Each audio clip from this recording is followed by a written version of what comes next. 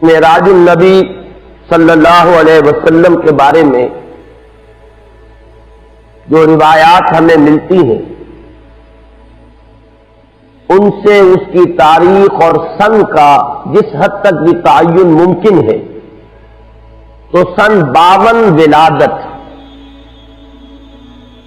یعنی حضور کی عمر شریف کا 52واں سال، ہجرت سے لگ بھگ 1.5 سال قبل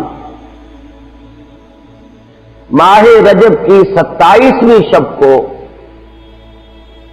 وہ محیر العقول واقعہ پیش آیا کہ جسے ہم معراج کے نام سے جانتے ہیں۔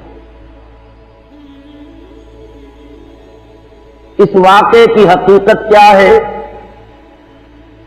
اس کی اہمیت کیا ہے،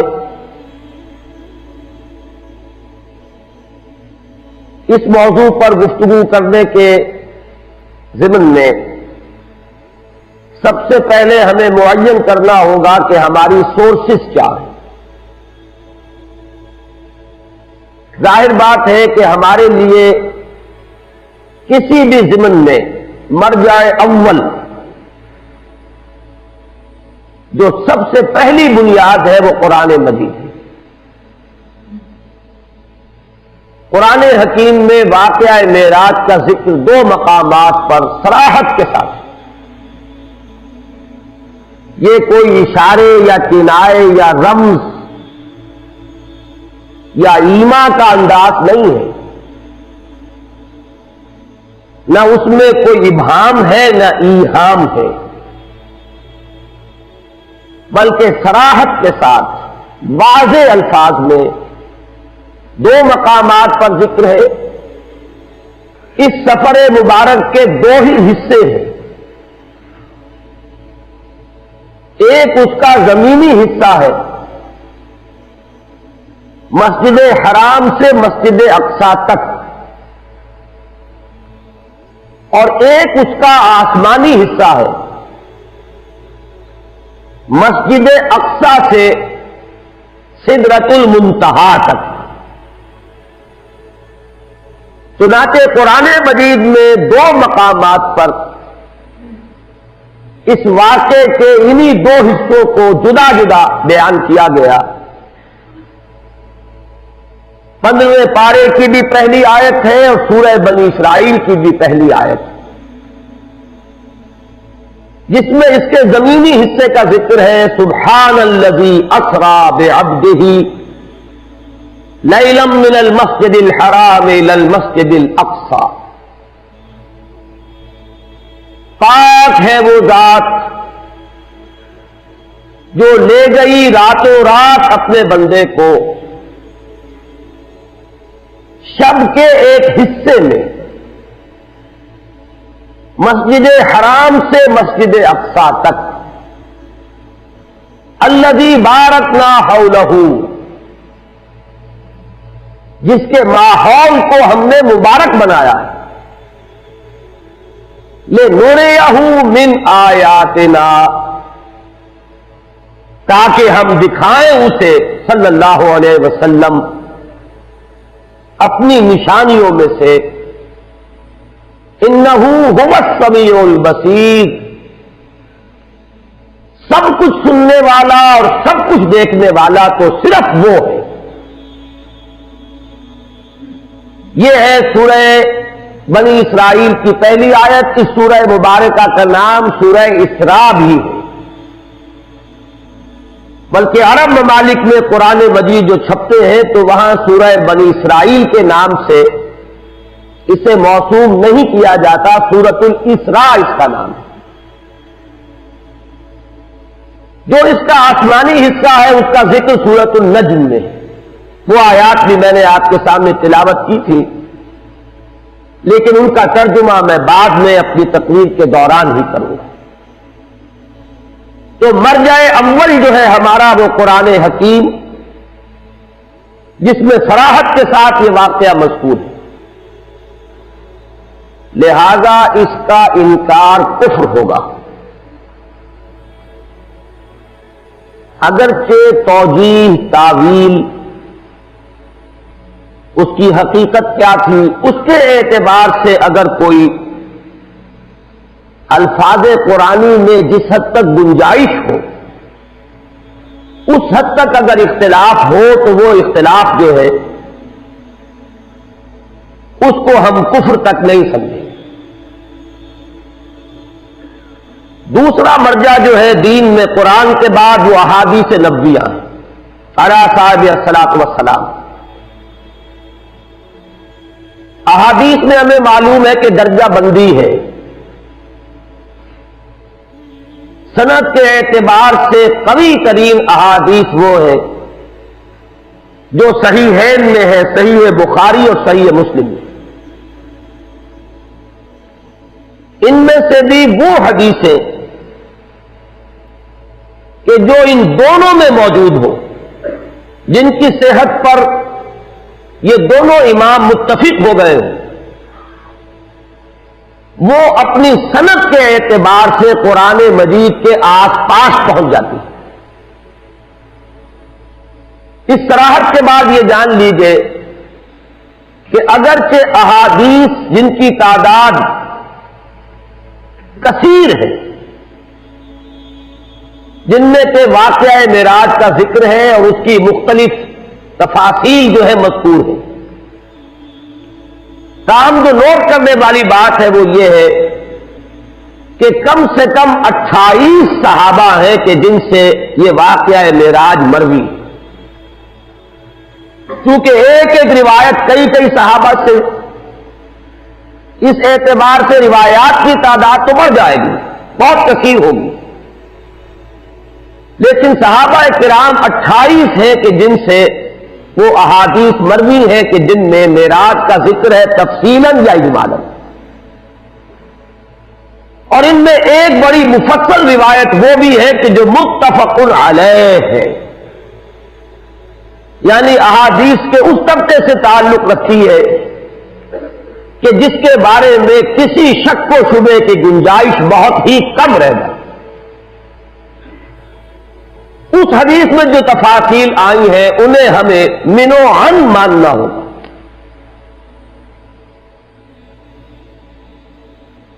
اس تمہید کے بعد اب پہلے میں یہ عرض کروں گا کہ اس واقعے کی نوعیت کیا ہے، آیا یہ کوئی منفرد واقعہ ہے کہ جو صرف نبی اکرم صلی اللہ علیہ وسلم کو پیش آیا ہو، یا یہ کہ یہ نبوت و رسالت کے مستقل معاملات میں سے ایک معاملہ ہے، اور مختلف انبیاء اور رسل کے ساتھ جو فرق و تفاوت ہے وہ آیا نوعیت کا ہے یا کیفیت کا ہے۔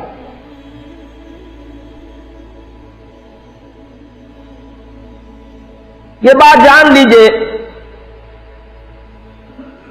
مکاشفات، مشاہدات، یہ تو نبوت کا جزو لا ینفک ہے۔ اس کی وجہ یہ ہے کہ انبیاء اور رسل اس خدمت پر مامور ہوتے ہیں کہ وہ امور غیبی کی اطلاع دے جن پر ایمان لانا لوگوں کے لیے ضروری ہے۔ جنت ہے، دوزخ ہے، ملائکہ ہے۔ اب یہ چیزیں جو ہے یہ ہماری نگاہوں کے سامنے نہیں ہے۔ اسی طریقے سے جو پیش آنے والے واقعات ہیں جب تک وہ پیش نہیں آ جاتے پردہ غیب میں، یوم الآخر، قیامت کا دن ایک امر غیبی ہے۔ سب سے بڑھ کر یہ کہ ذات باری تعالی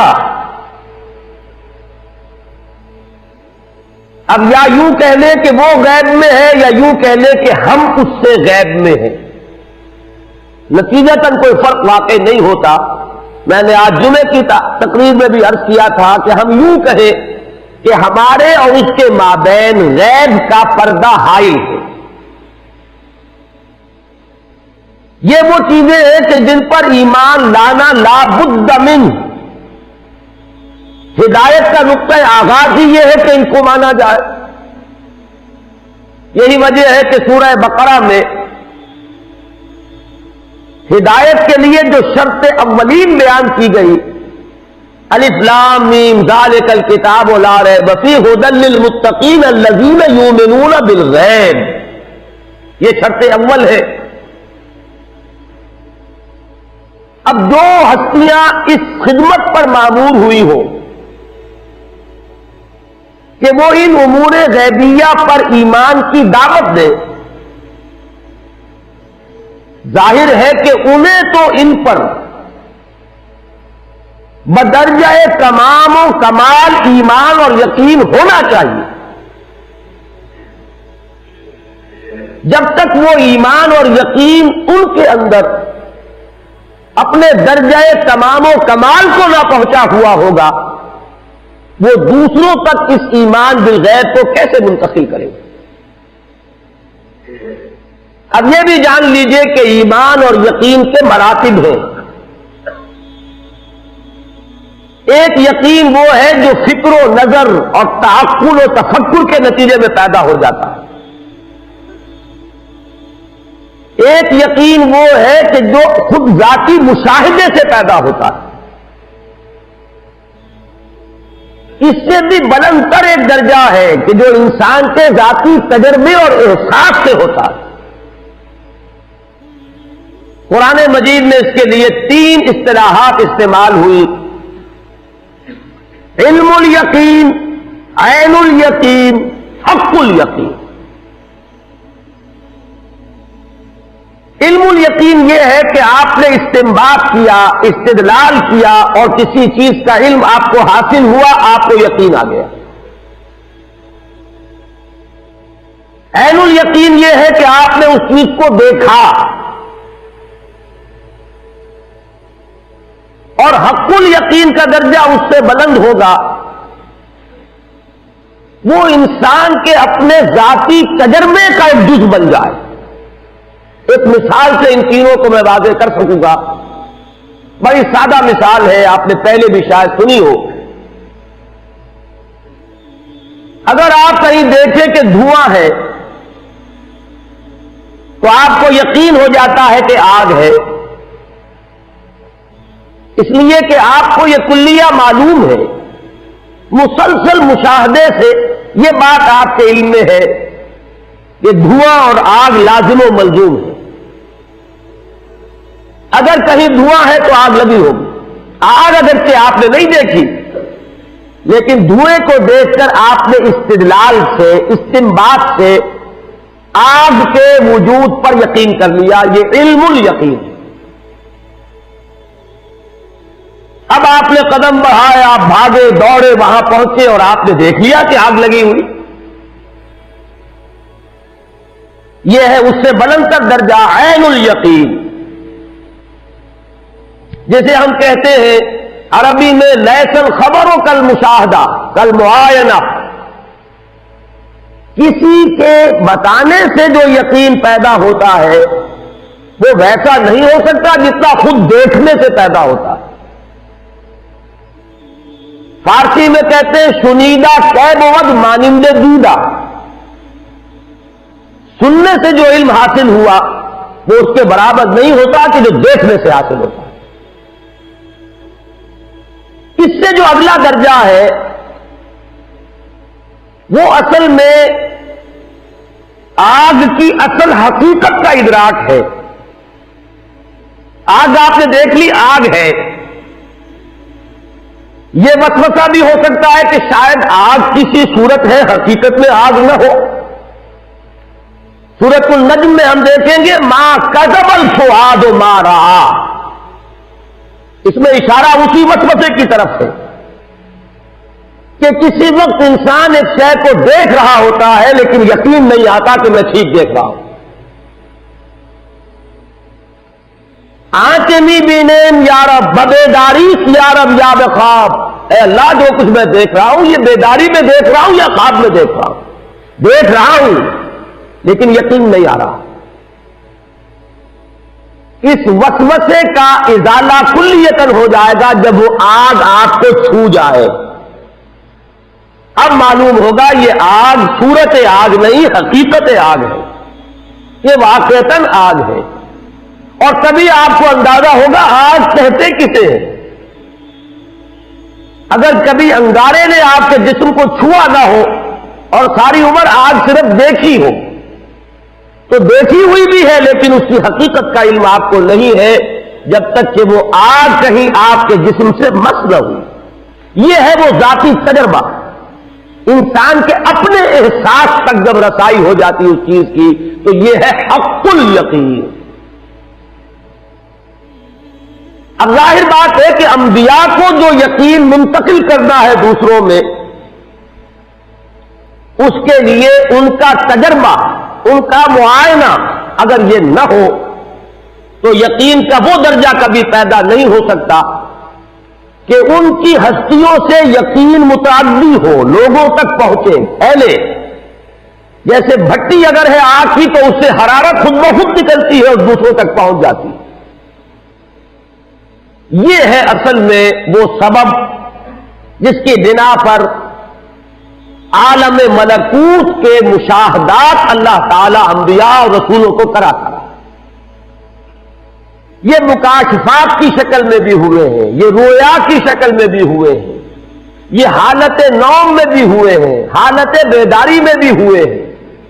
ان دونوں کے بین بین کی ایک کیفیت ہے، بین النوم والیقظہ، بیداری اور سونے کے درمیان کی کوئی کیفیت. اس میں کچھ چیزوں کو ممثل کر کے بھی دکھایا گیا ہے، بعض حقائق براہ راست مشاہدہ کرائے گئے. جیسے جیسے مراتب ہے ویسے ویسے ہی ان تجربات اور ان مشاہدات کا معاملہ ہے. سورہ انعام کی آیت نمبر 75 میں فرمایا وَكَذَلِكَ نُرِي إِبْرَاهِيمَ مَلَكُوتَ السَّمَاوَاتِ وَالْأَرْضِ وَلِيَكُونَ مِنَ الْمُوقِنِينَ. اسی طرح ہم ابراہیم کو دکھاتے رہے ملکوت السماوات والارض. ہماری جو خفیہ حکومت ہے اس کائنات کا جو ایک نظام ہے وہ ایک حکومت ہے، اللہ کی حکومت. اس کے بھی کارندے ہیں، اس کی سول سروس ہے، وہ ملائکہ ہے. لیکن یہ ہماری نگاہوں سے مخفی ہے.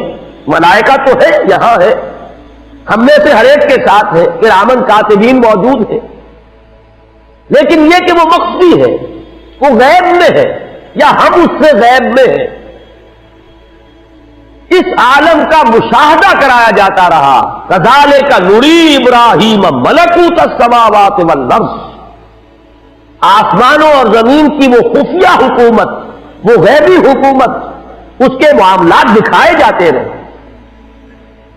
اور اگلا ٹکڑا بہت اہم ہے میری اس گفتگو کے اعتبار سے، وَلِيَكُونَ مِنَ الْمُوقِنِينَ، تاکہ وہ صاحب یقین لوگوں میں سے بن جائے. ایمان تو محض خبر کی بنیاد پر بھی ہے،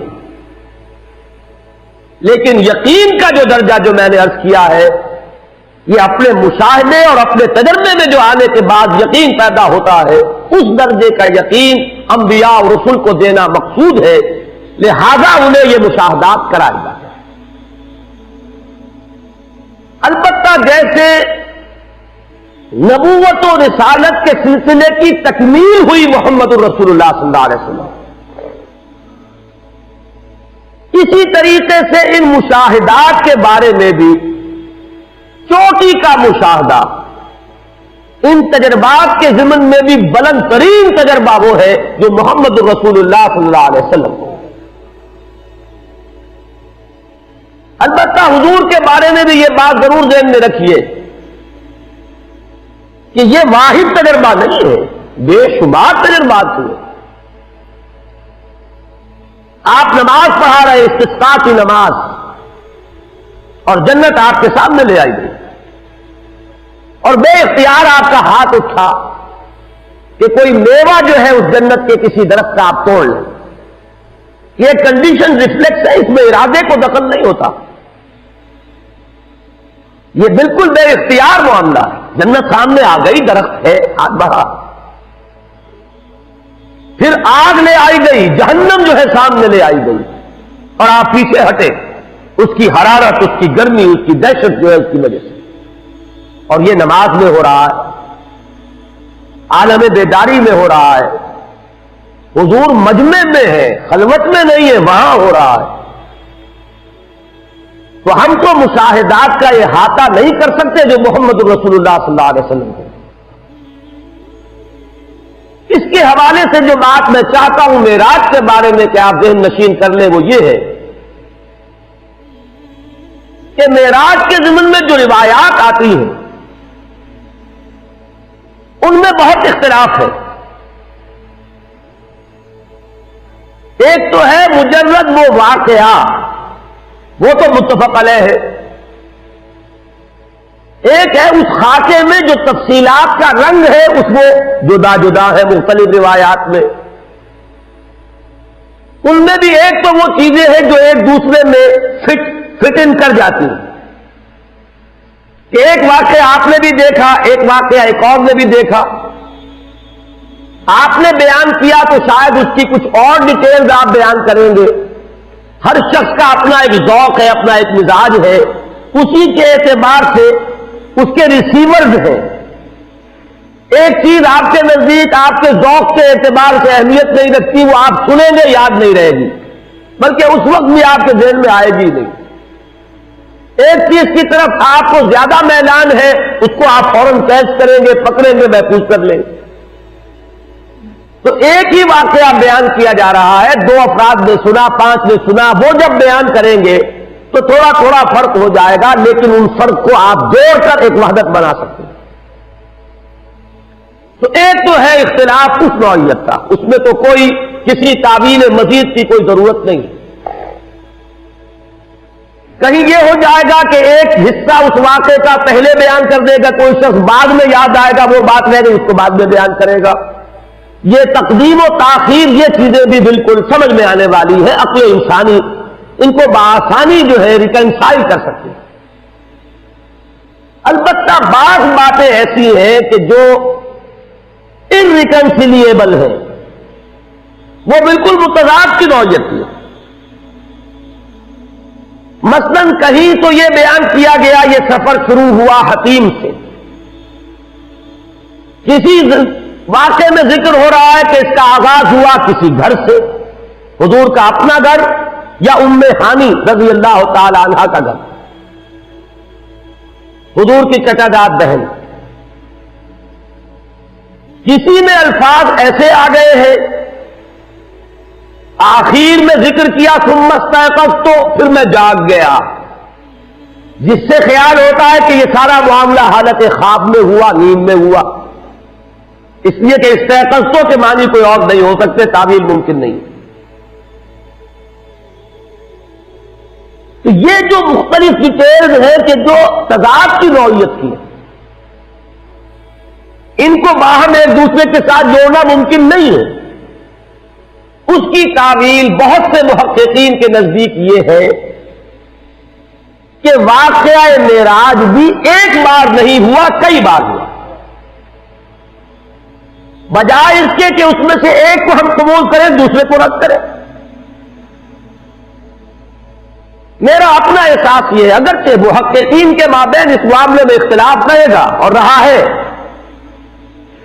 بعض حضرات اس کو تسلیم نہیں کرتے کہ واقعہ معراج بار بار ہوا ہے، بعض حضرات کی یہ رائے ہے، میں اپنا ذاتی آپ کے سامنے خیال پیش کر رہا ہوں کہ کم سے کم 2 مرتبہ ضرور معراج ہوا ہے محمد رسول اللہ صلی اللہ علیہ وسلم۔ ایک مرتبہ یہ معراج ہوا ہے بالکل ابتدائی زمانے میں، نبوت کا ابتدائی دور، یہ یوں سمجھیے کہ سن 2-3 نبوی یا سن 42-43 ولادت، اور یہ ہوا ہے حالت نوم میں۔ وہ روایات جڑیں گی اس کے ساتھ کہ ثم استيقظت، پھر میں جاگ گیا۔ یہ تجربہ جو ہے اس کو نیند میں ایک روحانی تجربے، ایک مکاشفے، ایک رویا سے تعبیر کریں گے۔ اور یہ جو واقعہ ہے جسے ہم معراج کے نام سے جانتے ہیں، یہ ہوا ہے سن 12 میں، اور یہ یوں سمجھیے کہ جب آپ کی عمر شریف کا 52واں سال ہے ہجرت سے لگ بھگ 1.5 سال قبل، یہ واقعہ در حقیقت ان تجربات کی کہ جو آج تک ہوئے تھے، یہ ان کی تکمیل ہے، یہ ان کا نقطہ عروج ہے، یہ ان کا کلائمیکس ہے، اور یہ سفر جو ہے ہرگز نیند میں نہیں ہوا، یہ صرف روحانی تجربہ نہیں ہے، یہ کوئی رویا یا خواب نہیں ہے، بلکہ یہ سفر ہے بجسدہ شریف، حضور کے جسد مبارک کے ساتھ یہ پورا کا پورا واقعہ پیش آیا۔ اس ضمن میں چونکہ اس دور میں یہ ریشنلزم کا دور ہے،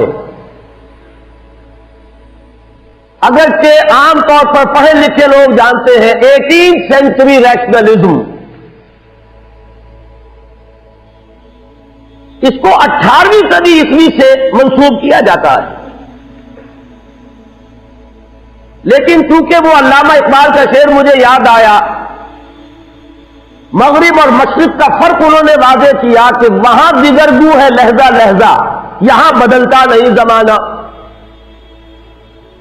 مغرب میں فکر انسانی کئی قلع بازیاں کھا چکی ہے، اور مشرق کے کچھ مفکرین ہیں جو ابھی تک 18ویں صدی عیسوی کے ریشنلزم کو چاٹ رہے ہیں، تو مغرب تو ختم ہو چکا،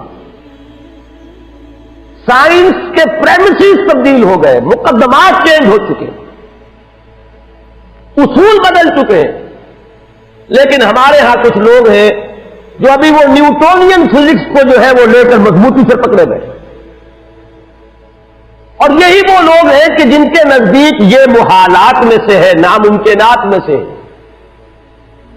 میں اسی لیے کہا کرتا ہوں کہ اگر سر سید نے ٹھوکر کھائی تو وہ قابل رحم ہے، معذور ہے، وہ آج سے 100 سال پہلے کے انسان ہیں، لیکن جو لوگ سر سید کے فکر پر اس وقت اپنی دکانیں چمکا رہے ہیں، یہ مقلد محض ہیں، ان کے پاس تو در حقیقت وہ جو کامن سینس نام کی شے بھی نہیں ہے کہ انہیں یہ اندازہ ہو کہ ہم کس دور میں یہ بات کر رہے ہیں۔ یہ آئنسٹائن کی فزکس کا زمانہ ہے، فزکس کے مقدمات تبدیل ہو چکے ہیں، اب میٹر انڈسٹرکٹیبل نہیں رہا، اب سائنس وہاں پہنچ چکی ہے کہ نظری اعتبار سے تسلیم کیا جاتا ہے کہ اگر کوئی physical object velocity of light کے ساتھ موو کرے گا تو اس کے لیے وقت نہیں گزرے گا۔ حساب نے یہ ثابت کر دیا، اگرچہ ہم اس کا بھی تصور نہیں کر سکتے۔ سب سے زیادہ رفتاریں انسان کے سامنے دو تھی، ایک آواز کی رفتار، اس سے تو انسان آگے گزر گیا ہے، بندوق کی گولی پہلے جایا کرتی تھی آواز سے آگے، لگتی پہلے تھی، آواز بعد میں آتی تھی،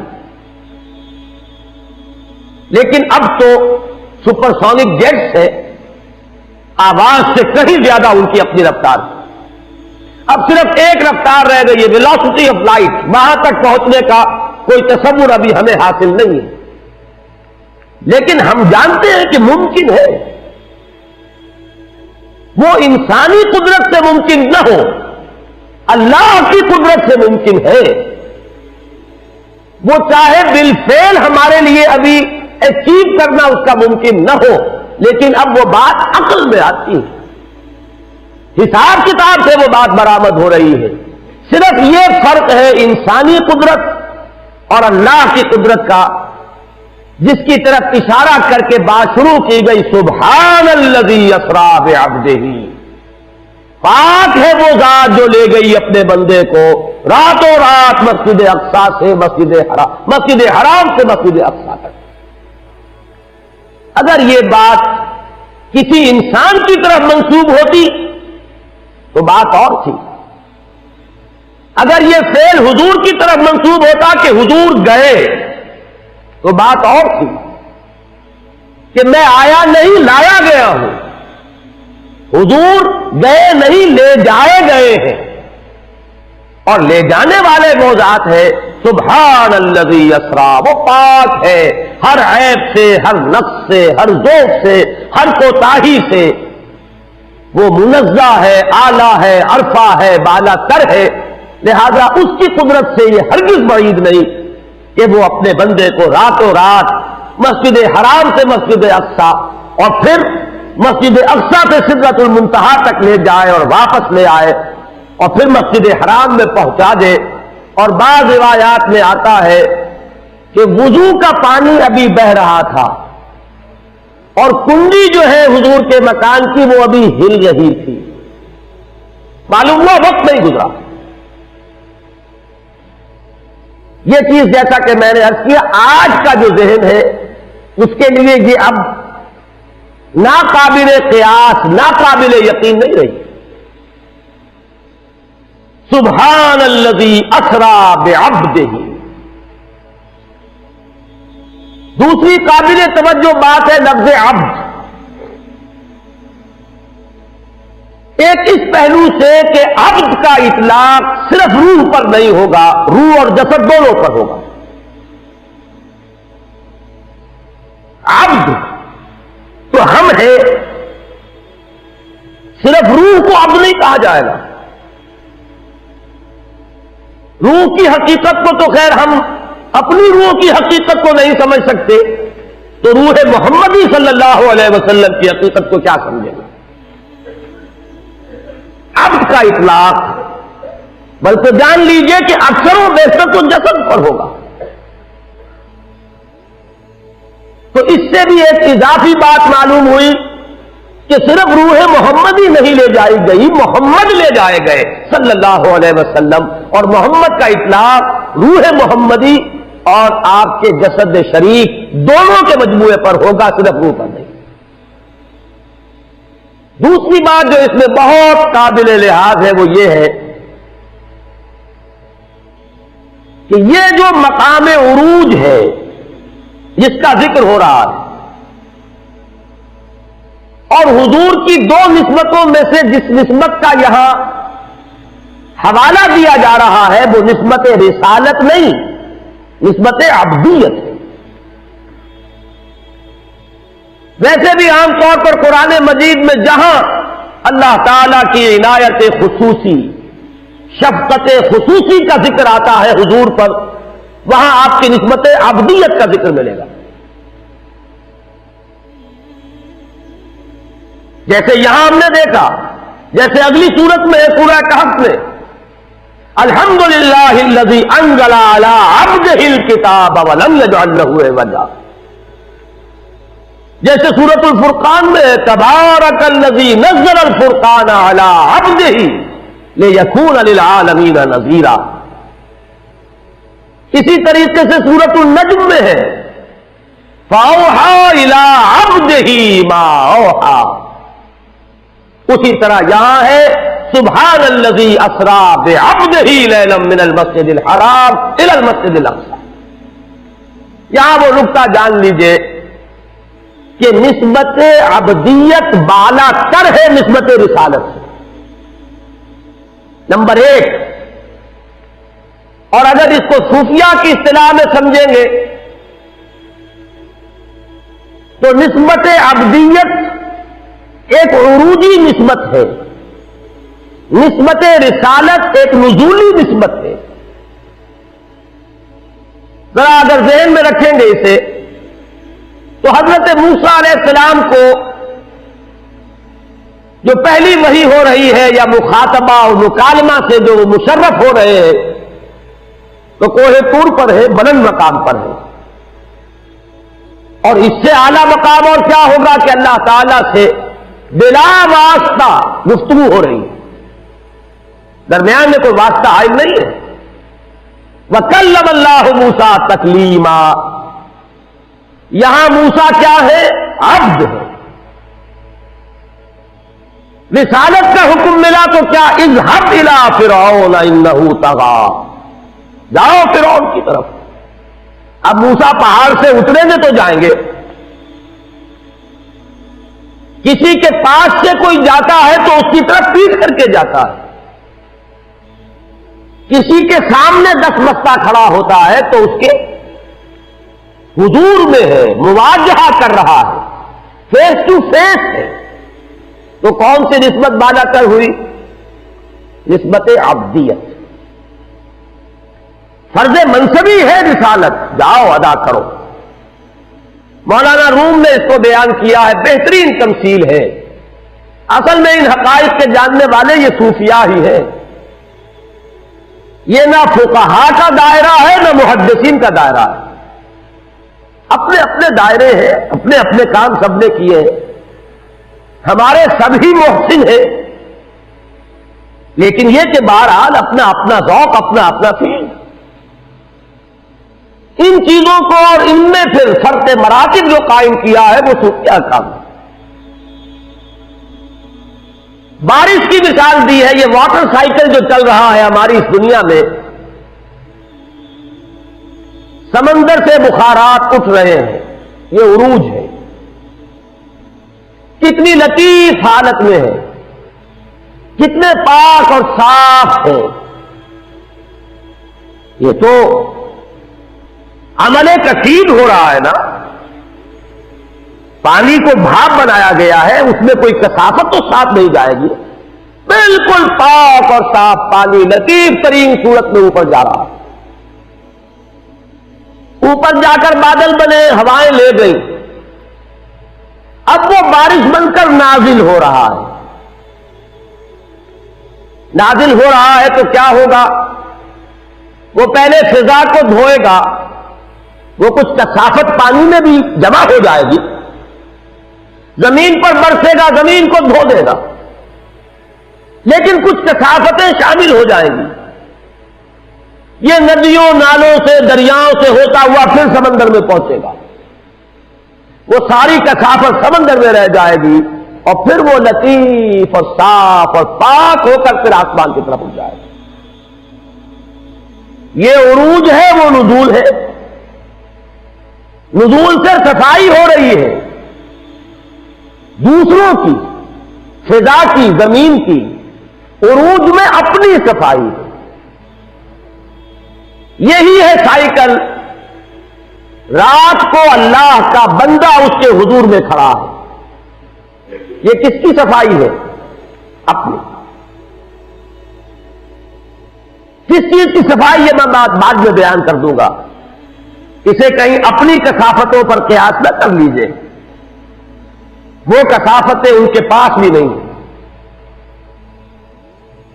گر حفظ مراتب نے پوری زندگی کی، لیکن پھر دن میں کیا حکم ہے؟ اب وہ نزول ہے، اس نزول میں کثافت آ جاتی ہے۔ کیا کثافت؟ کسی نے گالی دے دی، کچھ تکبر پیدا ہوگا کہ نہیں طبیعت میں؟ بالکل نہ ہونا ناممکن ہے۔ وَلَقَدْ نَعْلَمُ، ہمیں معلوم ہے، إِنَّهُ لَيَحْزُنُكَ الَّذِي يَقُولُونَ، آپ کو رنج ہوتا ہے، افسوس ہوتا ہے، آپ کی طبیعت پر تکبر آتا ہے ان کی باتیں سن کر۔ کسی نے مجنون کہہ دیا، کسی نے پاگل کہہ دیا، کسی نے شاعر کہہ دیا، اور وہ در بدر جا رہے ہیں، لیکن ہو کیا رہا ہے؟ تو اگر طبیعت پر کچھ تکبر بھی آ گیا ہے محمد رسول اللہ صلی اللہ علیہ وسلم کے، اس تکبر کا بھی دور کیا جانا ضروری ہے۔ راتوں کو کھڑے رہیے۔ اب یہ عروجی نسبت ہے کہ اوپر جا رہے ہیں، اور دن میں نزول فرمائیے، اور لوگوں کے دلوں کو صاف کیجیے، ان کے ذہنوں کو صاف کیجیے، ماحول کو صاف کیجیے۔ یا ایھا المزمل قم اللیل الا قلیلا نصفہ او انقص منہ قلیلا او زد علیہ ورتل القرآن ترتیلا انا سنلقی علیک قولا ثقیلا ان ناشئۃ اللیل ہی اشد وطئا واقوم قیلا ان لک فی النہار سبحا طویلا۔ دن کے وقت تو آپ کے لیے بڑی مشقت ہے، بڑی محنت ہے، تبلیغ ہے، تلقین ہے، دعوت ہے، نصیحت ہے۔ کبھی اپنوں کی طرف سے تکبر ہو جاتا ہے۔ حضرت عائشہ سے ایک مرتبہ ہو جاتا ہے گھروں میں، کسی بات پر آپ ناراض ہوئے، آپ نے یہاں تک کہہ دیا کہ تمہارے ہاتھ ٹوٹ جائیں۔ اس کے بعد حضرت عائشہ کو دیکھا کہ وہ اپنے ہاتھوں کو دیکھ رہی ہیں. پوچھا کیا دیکھ رہی ہے؟ انہوں نے عرض کیا میں منتظر ہوں کہ کب نبی کی بد دعا کا اثر ظاہر ہو. اس پر آپ نے فوراً اللہ تعالیٰ کی جانب رجوع کیا. اے اللہ میں انسان ہوں, میری زبان سے کبھی غصے میں بھی الفاظ نکل جاتے ہیں. اے اللہ تو ان کو قبول نہ کر لیجیے. ہے تکبر؟ غزوہ احد میں تکبر طبیعت میں ہوا تو ہے. کیف یهدی اللہ قوما خذبوا وجہ نبیہم بالدم. اللہ اس قوم کو کیسے ہدایت دے گا جس نے اپنے نبی کے چہرے کو لہو لہان کر دیا, رنگ دیا خون سے. تکبر تو ہوا ہے. اسی طرح کا تکبر وہ ہے, اسی لیے تو کہا گیا سورہ مزمل میں وَاصْبِرْ عَلَىٰ مَا يَقُولُونَ وَاهْجُرْهُمْ هَجْرًا جَمِيلًا. تلوار کا وار تو محمد پر پڑا ہے غزوہ احد میں, لیکن زبانوں کی جو زخم تھے وہ تو لگ رہے تھے مکے میں بھی. اس تکبر کو بھی صاف کرنا ہے. تو یہاں بھی لفظ عبد کے حوالے سے ان حقائق کو ذہن نشین کر لیجئے. سبحان الذی اسرا بعبدہ. اسرا کہتے راتوں رات لے جانا. فاسر بعبادی انہم متبعون. حضرت موسیٰ کو حکم ہوا تھا اے موسیٰ میرے بندوں کو لے کر نکل جاؤ, راتوں رات تمہارا پیچھا کیا جائے گا. تو حضور کے لیے بھی لفظ آیا سبحان الذی اسرا بعبدہ. اس کے بعد لیلن کیوں آیا, دوہرایا کیوں گیا؟ اس لیے میں نے ترجمے میں کیا تھا رات کا بھی ایک حصہ, پوری رات نہیں لگی, اس کا کوئی ایک وقفہ ہے, نہایت حقیر, نہایت قلیل, نہایت مختصر. من المسجد الحرام الى المسجد الاقصى الذي باركنا حوله لنريه من آياتنا انه هو السميع البصير. آیت کے آخری حصے پر بھی غور کر لیجئے. باقی وہ جو واقعات ہیں وہ میں حدیث کے حوالے سے آپ کو بتاؤں گا. مقصد کیا ہے اس کا؟ اپنی کچھ آیات کا مشاہدہ کرانا ہے.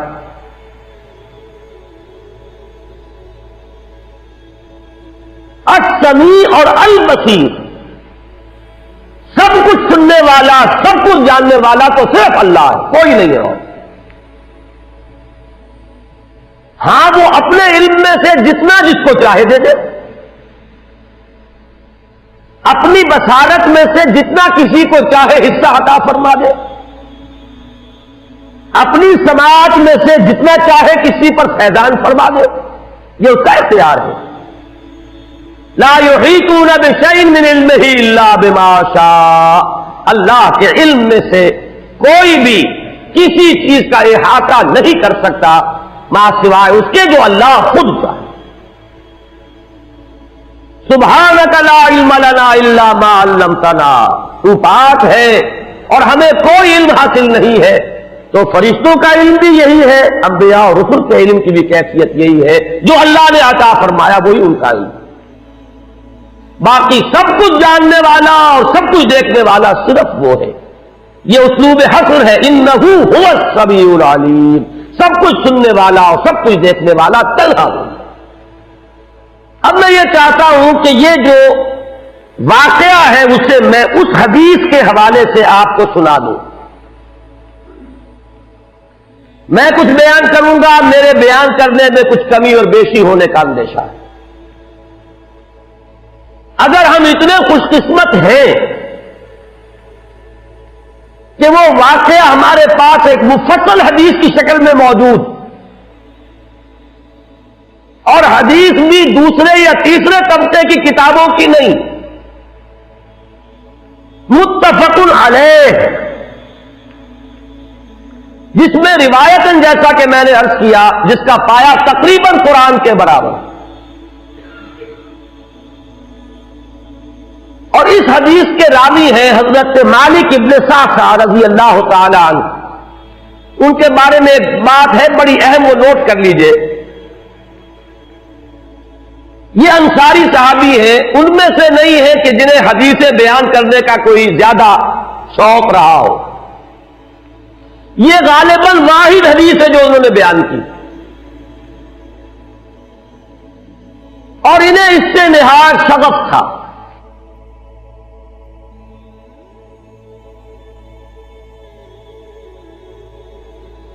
نہایت محبت کے ساتھ انہوں نے اس کو محفوظ کیا تھا، اس کے ایک ایک لفظ کی حفاظت کی تھی. چنانچہ بعض دوسرے وہ صحابہ بھی جنہوں نے خود حضور سے یہ بات سنی ہوئی تھی، اب ایک تو وہ خود براہ راست روایت کر رہے حضور سے کہ ہم نے سنا، حضرت انس بن مالک رضی اللہ تعالی عنہ خود، لیکن وہ صحابہ بھی ان کی خدمت میں خاص طور پر حاضر ہو کر ان سے اس روایت کو سنتے تھے، اس لیے کہ اس روایت میں ان کا درجہ بہت بلند ہے، ان کو اس سے بہت شغف تھا. تو صحابہ جو براہ راست حضور سے سن چکے وہ بھی ان کے پاس جا کر خاص طور پر اس حدیث کو سنا کرتے ہیں. چنانچہ یہ روایت جو متفق علیہ ہے، یہ امام بخاری جو اس کو لائے ہیں، عن قتادہ عن انس بن مالک عن مالک بن صعصع رضی اللہ تعالی عنہم. حضرت انس بن مالک سے روایت موجود ہے مسلم شریف میں براہ راست ان سے، لیکن یہ اس روایت کو بیان کر رہے حضرت مالک ابن صعصع رضی اللہ تعالی عنہ کے حوالے سے. روایت کیا ہے؟ ان النبی صلی اللہ علیہ وسلم حدثهم عن لیلۃ اسری بہ. اب دیکھیے یہ مرفوع حدیث ہو گئی. حضرت صعصع بیان فرما رہے ہیں کہ نبی اکرم صلی اللہ علیہ وسلم نے خود ہمیں سنایا وہ حالات و واقعات سنائے جو اس رات کو پیش آئے جس رات سے انہیں لے جایا گیا. قال بینما انا فی الحطیم وربما قال فی الحجر. حضور فرماتے ہیں کہ میں اسی اثنا میں کہ میں حتیم میں تھا، اور ایک دوسری روایت میں الفاظ حجر آئے ہیں، وہ بھی کہتے ہیں اسی حصے کو. مضطجعا میں لیٹا ہوا تھا. اذ اتانی آتن کہ اچانک میرے پاس ایک آنے والا آیا. یہ آنے والے کون ہیں؟ حضرت جبرائیل. یہ بعد میں واضح ہو جائے گا. فشق ما بین ہذہ الی ہذہ. حضور نے اشارہ فرمایا، اس نے یہاں سے یہاں تک میرا سینہ چاک کیا، یعنی من طفرت نہرہ الی شعرتہ. یہ جو گڑھا ہے حلق کا گڑھا، یہاں سے لے کر تیرے ناف تک سینہ چاک کیا. فاستخرج قلبی اور میرا دل نکالا. ثم اعطیت بطست من ذهب مملوء ایمانا فغسل قلبی.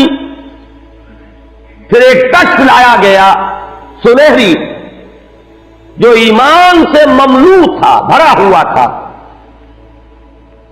تو پھر اس کے ذریعے سے میرے اس قلب کو، سینے کو دھویا گیا. ثم غسل ثم اعید وفی روایت، اس کے بعد اس کو لوٹا دیا گیا اور پھر وہ زخم بھی سی دیا گیا. ایک روایت میں آتا ہے ثم غسل البطن بماء زمزم ثم ملئ ایمانا وحکمتا. اسی طریقے سے پورے پیٹ کو بھی صاف کیا گیا ماء زمزم سے، اور اس میں بھی ایمان اور حکمت بھر دیے گئے. ثم اعطیت بدابۃ، پھر میرے پاس ایک چوپایا لایا گیا، دون البغل فوق الحمار. جو بغل یعنی خچر سے تو کچھ چھوٹا تھا، اور حمار یعنی گدھے سے کچھ بڑا تھا. اب یہ جو سفید تھا، یقال لہ البراق، جس کا نام براق ہے، وَيَدَعُ خَطْوَهُ عِنْدَ أَقْصَى طَرْفِهِ، اور اس کا ہر قدم اس کی حد نگاہ پر جا کر پڑتا تھا۔ فَعِلْتُ عَلَيْهِ، میں اس پر سوار ہوا۔ فَانْطَلَقَ بِي جِبْرَئِیل، اب یہاں نام آ گیا، وہ آنے والے کون تھے؟ پھر چلے میرے ساتھ حضرت جبرائیل، حتی اتی السماء الدنیا، یہاں تک کہ وہ آسمان دنیا تک پہنچ گئے، جو پہلا آسمان۔ اب یہاں دیکھیے وہ روایت میں جو زمینی سفر کا درمیانی حصہ ہے وہ رہ گیا، دوسری روایات سے ہم اس کو جوڑ کر جمع کریں کہ پہلا زمینی سفر ہے، مسجد اقصیٰ تک پہنچے ہیں، وہاں جا کر روایت میں آتا ہے میں نے وہی اپنے اس خچر کو باندھا، براق کو، جہاں انبیاء باندھا کرتے تھے، اور پھر وہاں میں نے نماز ادا کی، بہت سے لوگ جمع ہوئے، میں منتظر تھا کہ کون نماز پڑھائے گا، کہ جبرائیل نے میرا ہاتھ پکڑ کر مجھے آگے کیا، میں نے نماز پڑھائی، اور پھر جبرائیل نے مجھے بتایا کہ یہ تمام انبیاء تھے جو اس دنیا میں مبعوث ہوئے ہیں، اور آج آپ نے ان سب کی امامت کی۔ یہاں سے پھر شروع ہوا ہے وہ دوسرا سفر۔ لیکن جب پہلے آسمان تک پہنچے، فاستفتح، انہوں نے دستک دی، کھلوانا چاہا۔ قیل من ھذا، پوچھا گیا کون ہے؟ قال جبرائیل، انہوں نے جواب دیا جبرائیل۔ قیل ومن معک، پوچھا گیا کہ آپ کے ساتھ کون ہے؟ دیکھیے یہاں ذہن میں رکھیے گا، اس امکان کو کوئی شخص مسترد نہیں کر سکتا کہ ان ملائکہ کے علم میں ہو، لیکن پھر بھی پوچھ رہے ہیں۔ قانون قانون ہے، دروازے پر دستک دینی ہوگی، آئیڈینٹی ڈسکلوز کرنی ہوگی، چاہے علم میں ہو۔ جج جو ہے وہ اپنے علم کی بنیاد پر فیصلہ کبھی نہیں دے گا، وہ تو مقدمے کی سماعت ہوگی، شہادتوں کی بنیاد پر فیصلہ ہوگا۔ ذاتی علم کی بنیاد پر کرنا ہے تو وہ خود کسی اور عدالت میں اس مقدمے کو منتقل کرے اور وہاں گواہ کی حیثیت سے پیش ہو، تو قانون قانون ہے۔ پوچھا گیا آپ کے ساتھ کون ہے؟ قال محمد صلی اللہ علیہ وسلم۔ قیل وقد ارسل الیہ، پوچھا گیا کیا انہیں بلایا گیا ہے؟ قال نعم، انہوں نے فرمایا ہاں۔ قیل مرحبا بہ فنعم المجیء جاء ففتح فلما خلقت، اس کے بعد کہا گیا مرحبا ان کے لیے، تہنیت ہے، مبارکباد ہے، خوش آمدید ہے، کیا ہی اچھے ہیں وہ جو لائے گئے ہیں۔ پھر وہ سمائے دنیا جو ہے اس کا دروازہ کھولا گیا، میں اس میں داخل ہوا، فاذا فیہا آدم، میں نے دیکھا وہاں حضرت آدم تشریف فرما ہے۔ فقال ھذا ابوک، جبرائیل نے کہا یہ آپ کے جد امجد ہے، فسلم علیہ، ان کو سلام کیجئے، فسلمت علیہ، میں نے انہیں سلام کہا، فرد السلام، انہوں نے سلام کا جواب دیا، ثم قال مرحبا بالابن الصالح والنبی الصالح، خوش آمدید ہے، مرحبا ہے صالح بیٹے اور صالح نبی پر۔ ثم صعد بی، پھر مجھے اور اٹھایا گیا، حتی اتی السماء الثانیۃ، یہاں تک کہ جبرائیل پہنچ گئے دوسرے آسمان تک۔ فاستفتح، پھر وہی سوال و جواب ہے، میں ترجمہ نہیں کروں گا۔ قیل من ھذا؟ قال جبرائیل۔ قیل ومن معک؟ قال محمد۔ قیل وقد ارسل الیہ؟ قال نعم۔ قیل مرحبا بہ فنعم المجیء جاء ففتح فلما خلقت، جب یہ سارا اس کارروائی کے بعد داخل ہوئے ہیں دوسرے آسمان پر، فاذا یحییٰ وعیسیٰ وہو ابنا خالۃ، وہاں میں نے دیکھا کہ یحییٰ اور عیسیٰ ہیں اور یہ خالہ زاد بھائی ہیں۔ قال ھذا یحییٰ وھذا عیسیٰ فسلم علیہما، فسلمت فردا، ثم قال مرحبا بالاخ الصالح والنبی الصالح، انہوں نے بھی کہا خوش آمدید اور مرحبا. ایک صالح بھائی اور صالح نبی کو یہاں نوٹ کیجئے گا. حضرت عیسیٰ اور حضرت یحییٰ یہ بنی اسرائیل میں سے، لہذا حضور کو اپنا بیٹا نہیں کہہ سکتے، بھائی کہہ رہے. آدم جد امجد ہیں، انہوں نے بیٹا کہا ہے. مرحبا بابن الصالح، وہ نبی صالح، وہ نبی تو ہے، سب کہیں گے نبی، لیکن کوئی بھائی کہے گا، کوئی بیٹا کہے گا. ابراہیم بیٹا کہیں گے، موسیٰ وہ بھائی کہیں گے، جن کی نسل سے آپ نہیں ہیں. وہ جو براہ راست نسل چلی آ رہی ہے اس میں جو ذکر کرے گا وہ بیٹے کے لفظ سے کرے گا. ثم صعد بی الی السماء الثالثة فاستفتح قیل من هذا قال جبرائیل قیل ومن معك قال محمدا قیل وقد ارسل الیہ قال نعم قیل مرحبا به فنعم المجیب جاء ففتح فلما خلصت اذا یوسف قال هذا یوسف فسلم علیہ فسلمت علیہ فرد ثم قال مرحبا بالاخ الصالح والنبی الصالح. اب مجھے ترجمے کی ضرورت نہیں ہے، ایک مرتبہ بات آپ نے سمجھ لی. اب تیزی کے ساتھ میں اس حدیث کو پڑھ دینا چاہتا ہوں. ثم صعد بی، پھر مجھے اور بلندی پر لے جایا گیا. حتی اتی السماء الرابعة فاستفتح قیل من هذا قال جبرائیل قیل ومن معك قال محمد قیل وقد ارسل الیہ قال نعم قیل مرحبا به فنعم المجیب جاء ففتح فلما خلصت فاذا ادریس فقال هذا ادریس فسلم علیہ فسلمت علیہ فرد ثم قال مرحبا بالاخ الصالح والنبی الصالح. یہاں ملاقات ہوئی حضرت ادریس علیہ السلام سے. ثم صعد بی حتی اتی السماء الخامسة فاستفتح قیل من هذا قال جبرائیل قیل ومن معك قال محمد قیل وقد ارسل الیہ قال نعم قیل مرحبا به فنعم المجیب جاء ففتح فلما خلصت فاذا هارون قال هذا هارون فسلم علیہ فسلمت علیہ فرد ثم قال مرحبا بالاخ الصالح والنبی الصالح.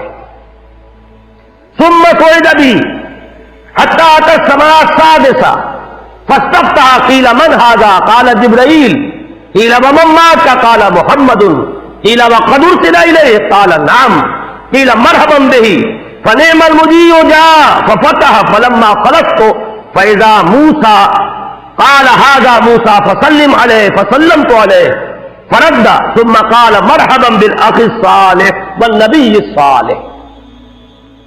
چھٹے آسمان پر یہ حضرت موسیٰ سے ملاقات ہوئی. فلما جامست بکا،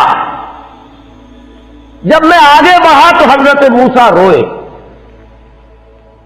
قیل ما یبکیک، ان سے پوچھا گیا کہ آپ کو کیا چیز رلا رہی ہے. قال ابکی لأن غلاما بعث بعدی، کہ مجھے اس بات پر رونا آ رہا ہے یہ نوجوان محمد صلی اللہ علیہ وسلم، یہ میرے بہت بعد ان کی بعثت ہوئی ہے. يدخل الجنة من امته اکثر ممن يدخلها من امتی، میرے بہت بعد آنے کے باوجود ان کی امت میں سے جنت میں داخل ہونے والوں کی تعداد میری امت کے مقابلے میں بہت زیادہ ہوگی. بہرحال اپنی امت کا خیال تو ہے، وہ شفقت جو نبی اور رسول کو اپنی امت پر ہونی چاہیے وہ ہے بتمام و کمال. اسے معاذ اللہ کسی حسد پر معمول نہ کیجیے، بلکہ وہ جو احساس ہوا ہے اپنی امت کی محرومی کا، وہ ہے کہ جس نے حضرت موسیٰ علیہ السلام پر یہ کیفیت طاری کی. ثم صعد بی، پھر مجھے اور بلند کیا گیا. الی السماء السابعة، ساتویں آسمان پر. فاستفتح قیل من هذا قال جبرائیل قیل ومن معك قال محمد صلی اللہ علیہ وسلم قیل وقد بعث الیہ قال نعم قیل مرحبا به فنعم المجیب جاء فلما خلصت فاذا ابراہیم قال هذا ابوك ابراہیم فسلم علیہ فسلمت علیہ فرد السلام ثم قال مرحبا بالابن الصالح والنبی الصالح. حضرت ابراہیم نے پھر استقبال کیا، خوش آمدید صالح بیٹے اور صالح نبی کے لیے. ثم رفعت، اب ذرا یہاں نوٹ کیجئے گا، یہاں سوئد تو نہیں آیا، سوئد ابھی نہیں آیا، رفعت. پھر مجھے اور بلند کیا گیا الی سدرۃ المنتہا. یہ سدرہ منتہا ہے جس کا ذکر ہے سورۃ النجم. یہاں میں چاہتا ہوں کہ وہ آیات ذرا آپ کو سنا دوں. سورۃ النجم کی ابتدائی آیات کی تشریح اور تفسیر میں بہت اختلاف ہے. وہ مشکلات القرآن میں سے ہے، قرآن کے مشکل ترین مقامات میں سے. بہرحال ایک مشاہدہ ہے جو حضور کو کرایا گیا، وہ اس کا ذکر ہے. وہ کیا تھا میں اس سے بحث نہیں کر رہا. تو اس مشاہدے کے ضمن میں آگے چل کر فرمایا ما کذب الفؤاد ما رأى. جو کچھ محمد نے دیکھا، ان کی نگاہوں نے دیکھا، ان کے دل نے اسے جھٹلایا نہیں. اس کی طرح میں اشارہ کر چکا ہوں. ایک ہمارا مشاہدہ ہوتا ہے کہ اس کے ساتھ وسوسے بھی ہوتے ہیں. جو دیکھ رہا ہوں یہ آگ ہے یا آگ کی سی صورت ہے. آج تک تو میں نے دیکھے ہیں بہت سے لیمپ اس طرح کے بنے ہوئے کہ واقعتاً انسان کو نظر آتا انگارے، ہر آدمی دھوکہ کھا جائے، لیکن ہے نہیں، کچھ بھی نہیں. تو ہماری آنکھ تو دھوکہ دیتی ہے، لیکن نبی کا جو مشاہدہ ہوتا ہے وہ آنکھ اور قلب کی یکجائی کے ساتھ ہوتا ہے. اس میں کہیں کوئی فرق و تفاوت نہیں. ما کذب الفؤاد ما رأى افتمارونہ علی ما یری. لوگوں کیا تم ان سے جھگڑتے ہو ان چیزوں کے بارے میں جو وہ دیکھتے ہیں؟ ان چیزوں کے بارے میں جھگڑا ہو سکتا ہے جو کہیں سے سنی سنائی ہو، لیکن تم جھگڑ رہے ہو محمد سے ان چیزوں کے بارے میں. افتمارونہ علی ما یری وَلَقَدْ رَآهُ نَزْلَةً أُخْرَى. اور انہیں تو وہ مشاہدہ ایک بار نہیں ہوا، ایک بار اور بھی ہوا ہے. کہاں ہوا؟ عند سدرۃ المنتہا. سدرۃ المنتہا کے پاس، عندہا جنت المأوا. اسی سدرۃ المنتہا کے پاس جنت ماوا ہے، وہ جس کا وعدہ کیا گیا ہے، جو ٹھکانہ بنے گی اللہ کے نیکوکار بندوں کا، جس میں وہ رہیں گے ہمیشہ ہمیش. فادخلوها خالدین، وہ بھی وہی ہے. اب یہاں نوٹ کر لیجئے جن احادیث میں جنت کے احوال اور ان کے مشاہدات آئے ہیں وہ وہی تو ہے، اس لیے اس کے مشاہدات ہیں. اس روایت میں ان کا ذکر نہیں. سدرہ عربی زبان میں کہتے ہیں ایک بیری کے درخت کو. منتہا یہ انتہا سے ہے، جہاں جا کر کوئی چیز ختم ہو جائے. یہ سدرۃ المنتہا کیا ہے؟ خیر یہ تو ہم تو کیا سمجھیں گے، ابھی میں عرض کروں گا. قرآن مجید میں یہاں ایسا انداز اختیار کیا ہے کہ ہر شخص یہ جان لے کہ یہ میرے فہم سے بالا تر ہے. ذکر ہو رہا ہے، واقعہ ہے، بیان کرنا ضروری ہے، لیکن تم اس کی حقیقت کو سمجھ نہیں سکتے. منتہا یہ کس اعتبار سے ہے؟ یہاں سے آگے مخلوق کا گزر نہیں ہے، یہ انتہا ہے. یہاں سے آگے جبرائیل بھی نہیں جا سکتے. اور یہاں نوٹ کیجئے اس سے آگے جانے کا کہیں محمد رسول اللہ کا بھی ذکر نہیں. یہ ہماری شاعری میں ہے کہ اس سے بھی آگے حضور گزر گئے. قرآن مجید میں، حدیث میں کہیں ذکر نہیں. حضور بھی یہیں تک گئے. البتہ ذہن میں رکھیے اس کے بارے میں یہ وضاحت آتی ہے، وحی الہی بھی یہاں نازل ہوتی ہے اور یہاں سے فرشتے لیتے ہیں. جو چیز اترتی ہے وہ بھی اولاً یہاں بلا واسطہ، آگے کوئی واسطہ نہیں ہے. یہ وہ حریم کبریا ہے، اس حرم میں داخلہ نہیں ہے. یہاں وہی بھی آئے گی تو یہاں، اور یہاں سے لے لیں گے ملائکہ اور نیچے لے کر جائیں گے. اور جو کچھ عالم خلق کی کوئی شے آئے گی وہ بھی یہیں تک، اس سے آگے نہیں۔ لہذا یہاں نوٹ کیجئے، قرآن نے بھی وہاں ذکر کیا تو سدرۃ المنتہا کے پار کا نہیں، وَلَقَدْ رَآهُ نَزْلَةً أُخْرَىٰ عِندَ سِدْرَةِ الْمُنتَهَىٰ عِندَهَا جَنَّةُ الْمَأْوَىٰ إِذْ يَغْشَى السِّدْرَةَ مَا يَغْشَىٰ۔ یہ ہے وہ بات جس کی طرف میں اشارہ کر رہا تھا، جبکہ اس بیری کے درخت کو ڈھانپے ہوئے تھا، جو ڈھانپے ہوئے تھا وہ نہ زبان ادا کر سکتی ہے، نہ انسانی زبان میں وہ الفاظ اور حروف ہے کہ جو اس کی تعبیر کر سکے، نہ اس کا کوئی تصور انسان کے لیے ممکن ہے۔ جنت کی نعمتوں کے بارے میں جیسے ایک حدیث میں آتا ہے، ما لا عین رأت ولا اذن سمعت وما خطر علی قلب بشر، وہ نعمتیں جو نہ کسی آنکھ نے دیکھی، نہ کسی کان نے سنی، نہ کسی انسان کے دل پر ان کا کوئی خیال تک بھی کبھی آیا۔ اب اسے بیان کریں تو کن الفاظ میں، کمیونیکیٹ کیسے ہو؟ کمیونیکیشن تو ہوتی ہے کسی ایسی چیز کے حوالے سے جس کا آپ کو تجربہ ہو، آپ کی دید یا شنید میں آئی ہو، آپ کے ذہن میں اس کا کوئی تصور ہو، اس کے حوالے سے ہو سکتی ہے بات۔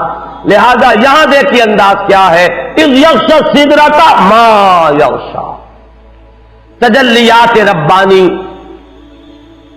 کس نوعیت کی، کس کیفیت کی حامل تھی؟ وہ نزول جو ہے تجلیات کا براہ راست جو ہو رہا تھا، وہ ہے اس کا نزول محبت تجلیات ربانیہ۔ ان کو نبی اکرم صلی اللہ علیہ وسلم نے مشاہدہ فرمایا۔ ہمارے ہاں جو شاعری ہوتی ہے اس میں مبالغے ہیں، اور ظاہر بات ہے کہ علامہ اقبال بھی بہرحال جو بھی کچھ تھے شاعر بھی تھے، مبالغے کے بغیر شاعری نہیں ہے۔ موسیٰ بے ہوش رفت بے یک جلوہ صفات، تو عین ذات میں نگری و تبسمی۔ موسیٰ تو جلوہ صفات ہی کی وجہ سے بے ہوش ہو گئے، خر موسیٰ صاعقہ، اور تو عین ذات کا مشاہدہ کر رہا ہے صلی اللہ علیہ وسلم، اور تبسم میں ہے، لیکن یہ مبالغہ ہے۔ عین ذات کے مشاہدے کا ذکر کہیں نہیں ہے، نہ قرآن میں ہے نہ حدیث میں۔ اگرچہ اختلاف ہے، اختلاف صحابہ سے چلا آ رہا ہے، سلف میں ہے، خلف میں ہے، کوئی رائے رکھنا چاہے تو رکھے۔ میں نے اسی لیے شروع میں کہا تھا اس واقعے کا انکار کفر ہوگا، تفصیلات میں توجیہ و تعویل کا اختلاف کفر نہیں ہے۔ ایک رائے یہ بھی ہے کہ شب معراج میں حضور نے اللہ کو دیکھا، براہ راست اللہ کا مشاہدہ ہوا ہے، لیکن ایک رائے زیادہ قوی یہ بھی ہے کہ نہیں، حضرت عائشہ سے جب ذکر کیا گیا انہوں نے فرمایا نور انا یرا، اللہ تو ایک نور ہے، اسے دیکھا کیسے جا سکتا ہے؟ آپ نور کے ذریعے سے کسی اور شے کو دیکھتے ہیں، نور اس کو کہاں دیکھا جائے گا؟ قرآن مجید میں بھی یہاں نوٹ کیجئے، اذ یغشی السدرۃ ما یغشی ما زاغ البصر وما طغی۔ ابھی اس کے بارے میں بعد میں عرض کروں گا۔ لقد رأى من آیات ربہ الکبریٰ، کیا دیکھا محمد نے؟ آیات ربہ الکبریٰ۔ کبریٰ جو ہے اس میں تفضیل ہے، عظیم ترین آیات ربانیہ کا مشاہدہ ہوا ہے محمد رسول اللہ، رب کا نہیں، آیات ربانیہ۔ نوٹ کیجئے زمینی سفر میں بھی کیا لفظ آیا تھا، کیوں لے گئے ہم مسجد اقصی الذی بارکنا حولہ لنریہ من آیاتنا، ہم اس لیے لے گئے تھے کہ اپنی آیات کا مشاہدہ کرائیں۔ وہاں کبریٰ نہیں آیا، وہ آیات تھی جن کا مشاہدہ ہوا۔ یہ زمینی آیات ہے، وہ بھی آیات الہیہ ہے، لیکن جو عظیم ترین آیات الہیہ ہیں وہ ہے جو ڈھانپے ہوئے ہیں سدرۃ المنتہا کو، اور وہ ہے جس کا مشاہدہ کیا محمد الرسول اللہ صلی اللہ علیہ وسلم۔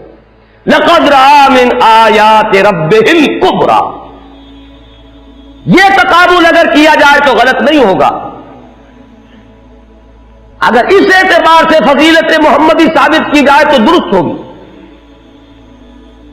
کہ ذات باری تعالیٰ کی ایک تجلی جو کوہ طور پر پڑی حضرت موسیٰ، اس کا بھی تحمل نہیں کر سکے، اور یہاں تجلیات ربانیہ کا براہ راست جو نزول ہو رہا ہے سدرۃ المنتہا پر، محمد نے انہیں دیکھا اور بھرپور انداز میں دیکھا اور ان کا تحمل کیا، اس اعتبار سے تو فرق و تفاوت قرآن سے ثابت۔ لیکن اگر یہاں ذات باری تعالیٰ کو لایا جائے تو وہ بلا سند ہے، قرآن میں سند نہیں، حدیث میں سند نہیں، ہاں اقوال صحابہ میں سند ہے۔ اب میں یہاں توجہ دلانا چاہتا ہوں، یہ عجیب مقام ہے، ما زاغ البصر وما طغى، عجیب کیفیت ہے۔ اس آیت کو سمجھنا جو ہے آسان نہیں ہے جب تک کہ کچھ کیفیات کو پہلے آپ جان نہ لیں۔ ہمارے اپنے مشاہدے کے بارے میں دو چیزیں ہیں، وہ نوٹ کیجئے۔ شوق تو ہے مشاہدے کا، اور شوق اتنا ہے کہ حد ادب سے بھی تجاوز کر رہا ہے، لیکن ظرف اتنا نہیں ہے کہ دیکھ سکے۔ وہ جو اردو کا ایک شعر ہے، مجھے پہلا مصرع صحیح یاد نہیں ہے، کہ غم عمر مختصر کا سبب اور کیا بتائیں، میرے شوق کی بلندی میری ہمتوں کی پستی۔ اس کو ذرا ذہن میں رکھیے، شوق بہت بلند ہے، دیکھنا بہت کچھ چاہتے ہیں، لیکن آنکھیں چکا چوندھ ہو جاتی ہے، دیکھ ہی نہیں سکتے۔ ظرف نہیں ہے کہ دیکھ سکے، اگرچہ طبیعت میں شوق اتنا ہے کہ بے ادبی کی حد تک، حد ادب سے بھی تجاوز کے لیے آمادہ ہے، لیکن دیکھ نہیں سکتے۔ اس کو اقبال نے، میں سمجھتا ہوں کہ یہی مقام ہے قرآن کا، کہ جس کی کیفیات کو جیسے عربی میں کہتے ہیں کہ تعرف الاشیاء بازدادہا،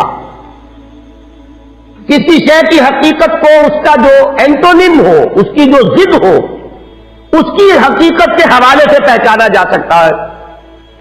رات کی حقیقت دن کے تقابل سے سمجھ میں آتی ہے، اور دن کی حقیقت رات کے تقابل میں سمجھ میں آتی ہے۔ اب دیکھیے اقبال کا وہ شعر جو اس نظم میں ہے، جو میرے نزدیک ان کے اردو کلام کا کلائمیکس ہے، ذوق و شوق،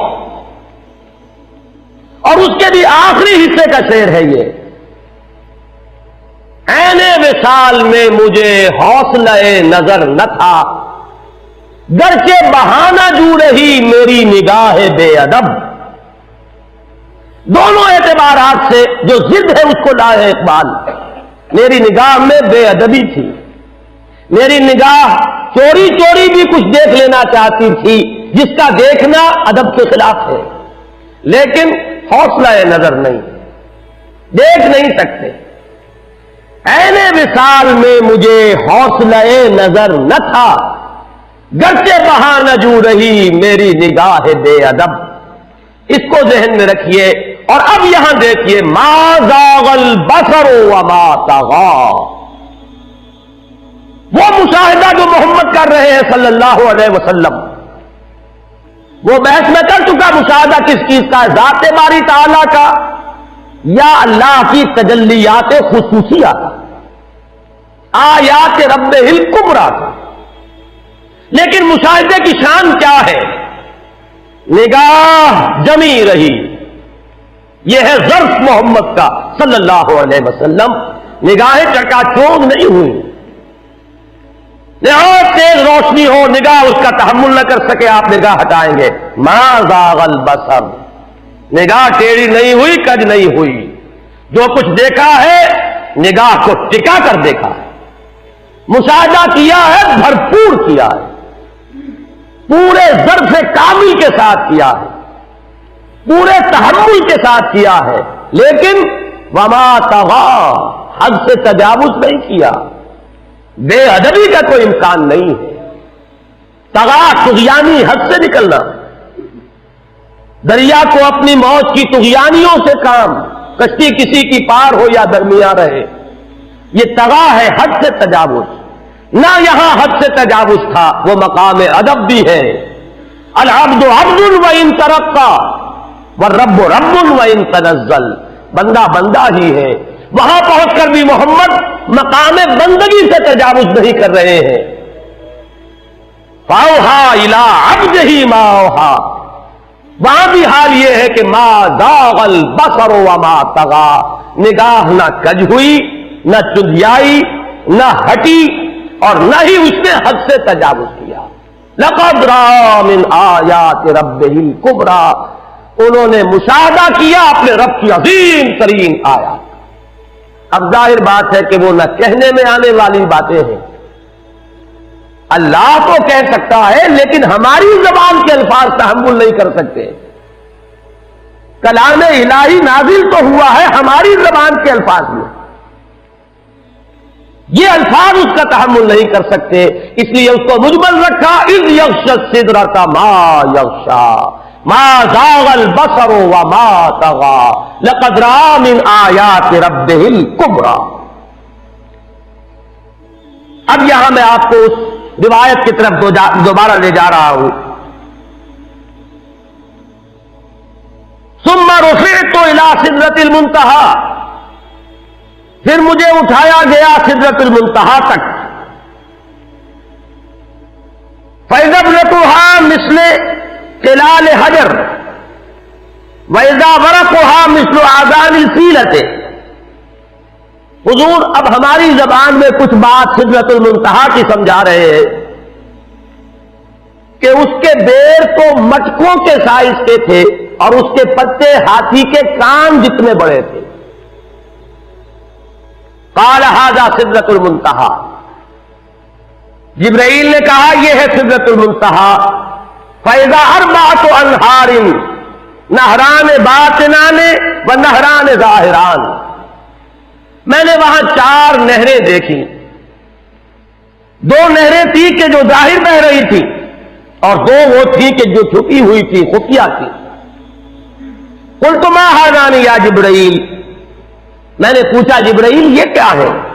قال اما الباطنان فنہران فی الجنہ، یہ جو ڈھکی ہوئی نہریں جا رہی ہیں یہ تو جنت کی نہریں، ان میں ایک کوثر ہے اور دوسرا سلسبیل ہے۔ وَأَمَّا الظَّاهِرَانِ فَالنِّيلُ وَالْفُرَاتُ، اور یہ جو ظاہر ہے نہریں یہ وہ ہے جو دنیا میں جن کا تمہیں نظر آ رہا ہے پرتو مادی، اور وہ ہے دریائے نیل اور دریائے فرات۔ ثم رفع الى البیت المعمور، پھر اٹھائے گئے حضور بیت المعمور تک۔ ثم اعطیت باناء من خمر واناء من لبن واناء من عسل، پھر میرے سامنے یہ بیت معمور کیا ہے یہ بھی جان لیجئے۔ یہ در حقیقت اس سمائے سابعہ پر، 7ویں آسمان پر خانہ کعبہ کا اصل جو ہے اللہ کا گھر، جس کا یہ ظل اور سایہ اس دنیا میں ہے، خانہ کعبہ، یہ ہے وہ بیت المعمور، جس کے بارے میں ایک اور روایت میں الفاظ یہ آئے ہیں، اس میں روزانہ 70,000 فرشتے داخل ہوتے ہیں، اور جو فرشتہ ایک مرتبہ داخل ہوا ہے آج تک اسے دوبارہ داخل ہونے کی نوبت نہیں آئی۔ اسی طریقے سے وہ فرشتے ہیں جو طواف کرتے ہیں خانہ کعبہ کا۔ پھر جان لیجئے یہ ہماری نگاہوں سے مخفی عالم غیب کی ایک دنیا ہے اپنی جگہ، چاہے ہمیں نظر نہ آئے۔ پھر میرے سامنے 3 برتن لائے گئے، ایک دودھ کا اور ایک شہد کا اور ایک شراب کا۔ فاخذت اللبن، میں نے دودھ والا پیالہ اٹھا لیا۔ قال ہی الفطرہ، حضرت جبرائیل نے توثیق کی کہ یہ ہے اصل میں آپ کا انتخاب درست ہے، یہ فطرت ہے، فطرت اللہ التی فطر الناس علیہا، یہی جو فطرت انسانی سے قریب ترین شے ہے اس کا آپ نے انتخاب کیا. انت علیہا و امتک، اسی فطرت پر اے محمد آپ بھی ہے اور آپ کی امت بھی ہے. ثم فرضت علیہ صلوات 50 کل یوم. ایک اور روایت میں الفاظ آئے ہیں، اس میں اس کی وضاحت نہیں ہے کہ 3 چیزیں حضور کو یہاں عطا کی گئی. ایک تو 50 نمازیں جو فرض ہوئی، ایک دن رات میں 50 نمازیں، اور ایک سورہ بقرہ کی آخری 2 آیات جو تحفہ اللہ نے دیا محمد کو امت کے لیے صلی اللہ علیہ وسلم. آمن الرسول بما انزل الیہ من ربہ والمؤمنون کل آمن باللہ وملائکتہ وکتبہ ورسلہ. یہاں سے لے کر آخر تک فانصرنا علی القوم الکافرین تک، یہ 2 آیات یہ جنت کے خزانوں میں سے 2 خزانے ہیں جو شب معراج کو عطا ہوئے ہیں محمد رسول اللہ کو بطور تحفہ امت کے لیے. اور تیسری بات یہ کہ اے نبی آپ کی امت کے لیے یہ خصوصی بات ہے کہ آپ کی امتیوں کے گناہ کبیرہ بھی بغیر توبہ کے معاف ہو سکیں گے. یہ خصوصی تحفے ہیں جو امت کے لیے لے کر آئے محمد صلی اللہ علیہ وسلم. 3 تحفے، نماز جو اس معراج میں فرض ہو رہی ہے اور اسی کو حضور کہہ رہے ہیں الصلاۃ معراج المؤمنین، اہل ایمان کے لیے یہ بمنزلہ معراج ہے. اس میں پھر روایت میں تفصیل آ رہی ہے. واپس جب آئے ہیں حضرت موسیٰ سے ملاقات ہوئی اور انہوں نے یہ فرمایا کہ یہ 50 نمازیں بہت ہیں، مجھے تجربہ ہے، تمہاری امت اس کا تحمل نہ کر سکے گی، واپس جاؤ درخواست کرو کم کرواؤ. حضور گئے، 10 نمازیں اس میں معاف ہوئی، 40 ہوئی. پھر یہی بات ہوئی، پھر بھیجا حضرت موسیٰ نے، پھر 30 ہوئی، پھر 20 ہوئی، 4تھی مرتبہ پھر وہ 10 اور پھر 5 رہ گئیں. اس پر بھی حضرت موسیٰ نے یہ کہا اب بھی جاؤ، یہ بھی بھاری ہے. حضور نے فرمایا مجھے شرم آتی ہے، میں اتنی مرتبہ جا چکا ہوں، مزید اب جانے سے حیا محسوس کر رہا ہوں.